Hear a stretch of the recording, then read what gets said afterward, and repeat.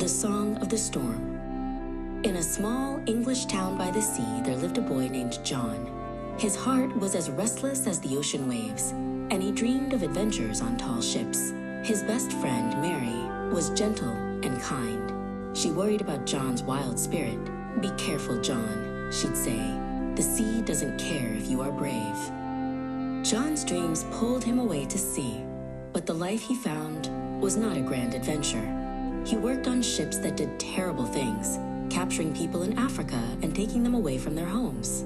John's heart grew hard and stormy, and he became known for his anger and his cruel words. One night, a monstrous storm rose from the sea. Giant waves like liquid mountains crashed over the deck, and the wind howled. The ship groaned and splintered, and John was certain he would be swallowed by the dark, churning water. Terrified, he remembered the prayers his mother had taught him. "God," he cried out into the wind, "please have mercy on me." As morning dawned, the storm calmed. The ship was a wreck, but it was still afloat. John stared at the peaceful sunrise, his heart pounding.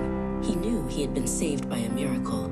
In that quiet moment, he felt he had been rescued not just from the sea, but from the darkness inside himself. It was a moment of amazing grace. John knew he could no longer be part of such a cruel life. When he finally set foot in England again, he was not the same person who had left. The angry, reckless boy was gone, replaced by a quiet man who carried the weight of his past and a hope for a better future. He went to find Mary, his heart full of fear.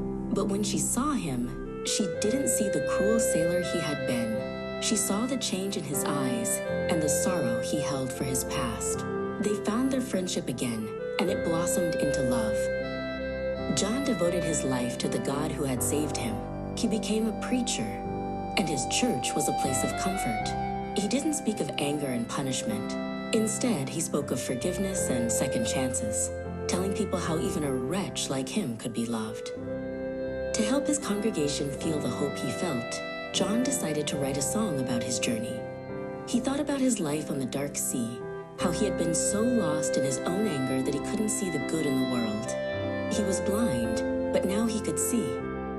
The words came straight from his heart. "Amazing grace, how sweet the sound that saved a wretch like me.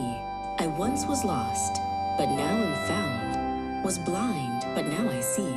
He had written a hymn that would echo through time. John Newton spent the rest of his life working to end the terrible slave trade he had once been a part of. His song became a beacon of hope for people all over the world, a beautiful reminder that it is never too late to change, and that grace can find you even in the middle of the storm.